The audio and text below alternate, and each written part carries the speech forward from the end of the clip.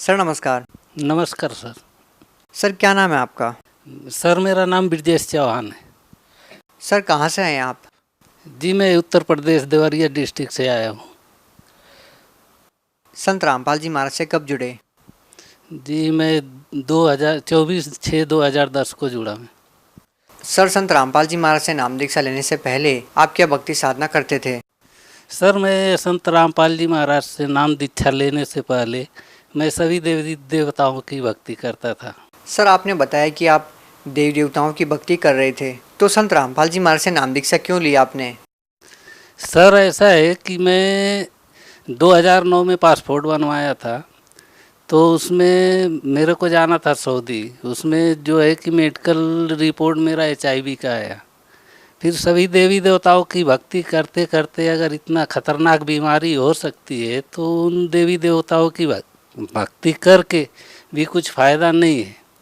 इसलिए मैं संत रामपाल जी महाराज जी की शरण में आया और उनसे नाम उपदेश लिया। सर क्या बीमारी हो गई थी आपको?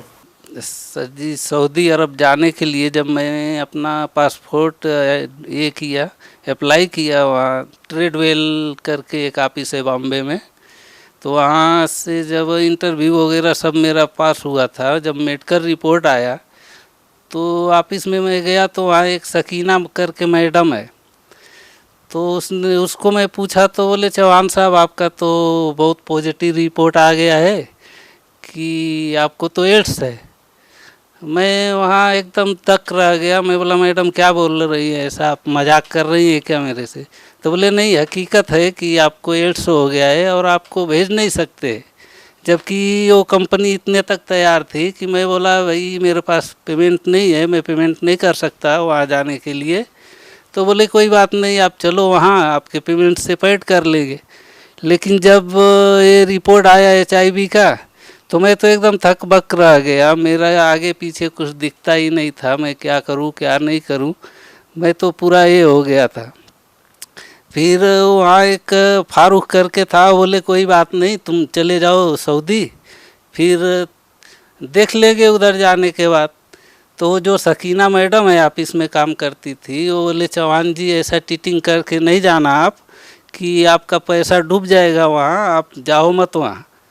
मैं बोला ठीक है मैडम। फिर मैं वहाँ से जब नासिक आया 2-4 जगह और रिपोर्ट करवाया तो सब जगह वही दिखा मेरे को HIV एड्स का। संत रामपाल जी महाराज के बारे में कैसे पता चला आपको? तो एक मनोज करके है, भगत जी है, उन्होंने मेरे पास काम कर रहे थे। मैं उनको बताया ये बात कि भाई मनोज मेरे को तो ऐसा ऐसा बीमारी हो गया है।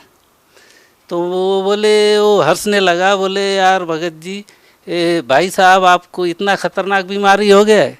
मैं बोला हाँ मेरे पास ये सब रिपोर्ट है। तो बोले कोई बात नहीं, आप चलो बरवाला आश्रम में, वहाँ संत रामपाल जी करके है कि वहाँ से आप अगर नाम दीक्षा लेके भक्ति करें तो आपका कल्याण हो सकता है। फिर मैं बोला यार ऐसे कोई दवा इसका है ही नहीं, पूरे विश्व में कोई दवा नहीं है। मैं तो अभी एकदम टूट गया, मेरे बच्चे छोटे छोटे हैं, अभी उनका क्या होगा?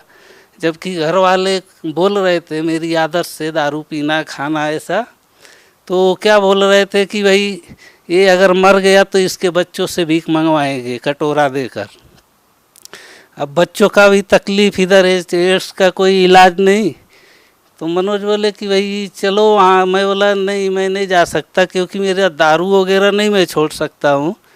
मर गया तो भी चलेगा, लेकिन फिर बच्चों का प्रॉब्लम आता था कि बच्चे कहाँ जाएंगे। तो ऐसे ऐसे करके गया मैं बरवाला। सर जैसा कि आपने बताया कि आपको HIV एड्स था, सर इस बीमारी के बारे में जो आप बता रहे हैं, सर इसकी जांच आपने कहाँ करवाई? जी सर जी, इसकी जांच में जब बॉम्बे में मेडिकल करवाया था तो वहाँ से मेरे को मालूम पड़ा। फिर नासिक में 2-3 जगह पे प्राइवेट हॉस्पिटल में चेक करवाया, वो भी सेम रिपोर्ट आया। फिर मैं सिविल में जाके चेक किया, वहाँ पे भी सेम रिपोर्ट आया बस। फिर ये अपनी दवा, ये सिविल का ये ट्रीटमेंट है, इस पे अपना ये दवा स्टार्ट किए थे। और अभी मैं जब से संत रामपाल जी महाराज जी से नाम उपदेश लिया हूँ तो साधना करते करते अभी मेरा जो HIV एड्स है वो बिल्कुल तरह से ठीक हो चुका है, मुझे कोई तकलीफ़ नहीं है अभी। सर क्या आया रिपोर्ट में? सर रिपोर्ट दिखाना। ये मेरा HIV टेस्ट है, HIV-1 और HIV-2 दोनों निगेटिव बता रहा है। सर कौन से डॉक्टर ने आपको बताया कि आपको HIV एड्स पॉजिटिव है? ये सभी जगह पे, जो बॉम्बे में भी, और ये जो सिविल का ये बुक है यहाँ भी उन्होंने, कहाँ के सिविल हॉस्पिटल में आपने दिखाया? नासिक सिविल हॉस्पिटल पे दिखाया था, और ये उसका ट्रीटमेंट जो चालू था वो बुक है वहाँ का।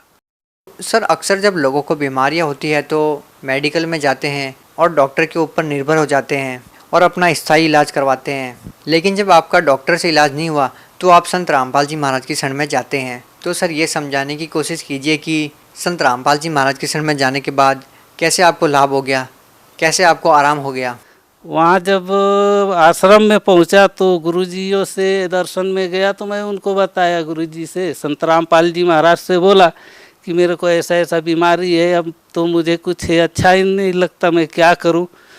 तो संत रामपाल जी ने कहा कि भाई परमात्मा दया करेंगे, जहाँ जब सब रास्ते बंद हो जाते हैं तो परमात्मा दया ही करते हैं, और ये परमात्मा का दरबार है, तुम भक्ति करो, तुम्हारा ये रोग कट ही जाएगा। तो संत रामपाल जी महाराज जी ने ये बात जब बताई थी तो मेरे को थोड़ा तसल्ली हुआ।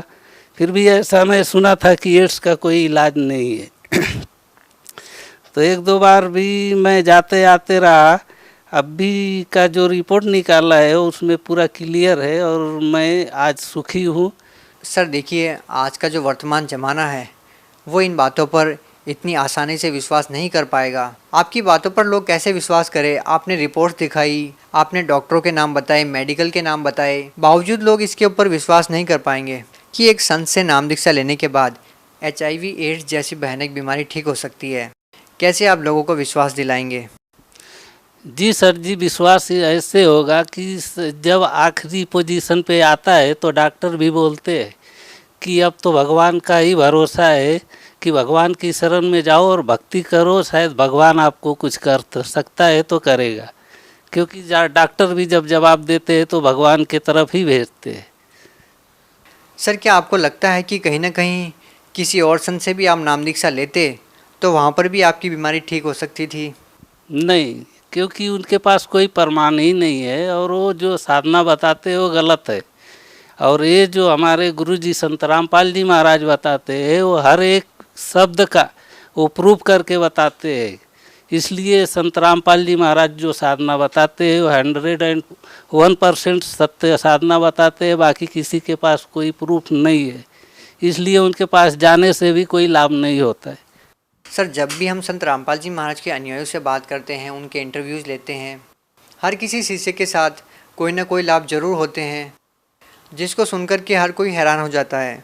जैसा कि आपने बताया कि आपको HIV एड्स पॉजिटिव थी और जब आपने संत रामपाल जी महाराज से नाम दीक्षा ली, आपको जो HIV एड्स थी वो नेगेटिव रिपोर्ट आई और आज आप बिल्कुल ठीक हैं।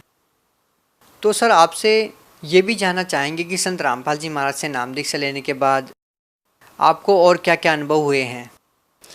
जी सर जी, मेरे को अनुभव तो बहुत कुछ हुआ। जब संत रामपाल जी थे आश्रम में, उनका सत्संग चालू था, मैं गया हुआ था आश्रम में, तो अचानक मेरे पेट में इतना दर्द हुआ कि मेरे सहन नहीं होता था।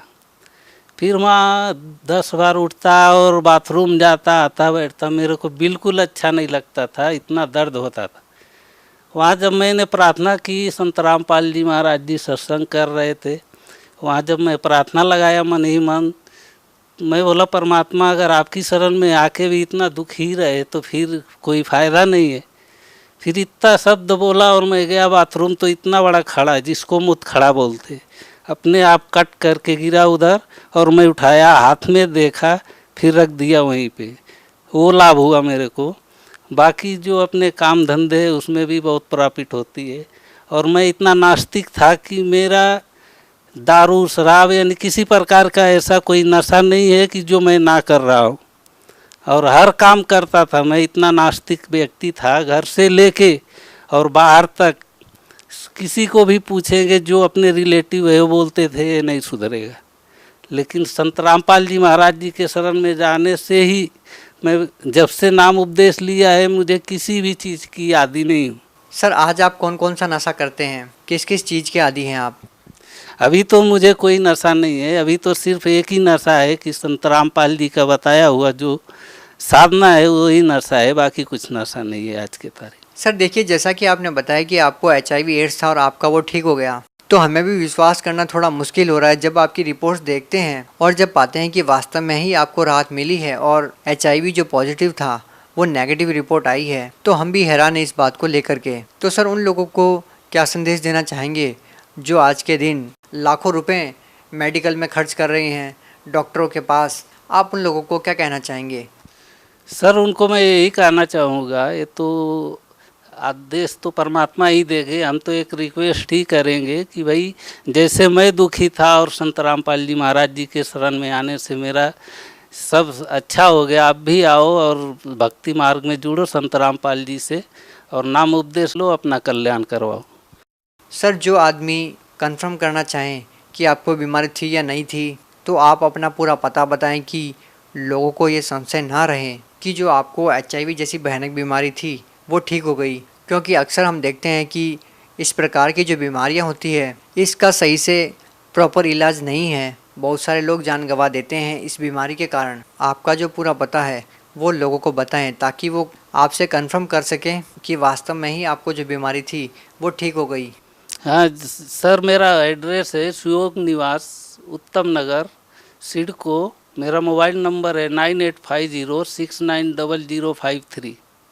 ये मेरा मोबाइल नंबर है और कोई भी कभी भी मुझे फ़ोन करके ये कंफर्म कर सकता है, मैं उसको डॉक्टर से भी मिलवा सकता हूँ, हर बातें उनसे कंफर्म करवा सकता हूँ। सर आपको जो संत रामपाल जी महाराज से नाम दीक्षा लेने के बाद ये लाभ हुए हैं, आज के दिन यदि कोई ये लाभ संत रामपाल जी महाराज से लेना चाहें तो वो कैसे ले सकते हैं? क्योंकि संत रामपाल जी महाराज तो जेल में है, तो उन लोगों को नाम कैसे मिलेगा जैसे आपको मिला? सर संत रामपाल जी महाराज जी का विभिन्न चैनलों पे सत्संग आता है, उस पर आप कुछ फ़ोन नंबर रहते हैं उसको देख के उस पर कांटेक्ट करके और वहाँ से पता कर सकते हैं। हर ज़िले में हर जगह पे नामदान स्थल उपलब्ध है और लोग बता देंगे, वहाँ से आप नामदान प्राप्त कर सकते हैं। सर नाम दीक्षा लेने के लिए कितने पैसे देने होंगे? सर वहाँ तो 1 रुपया भी नहीं देना होता है, सब वहाँ की व्यवस्था फ्री ऑफ कॉस्ट है, वहाँ कोई भी पैसा नहीं लिया जाता है। बहुत बहुत धन्यवाद आपका। सच्चा है।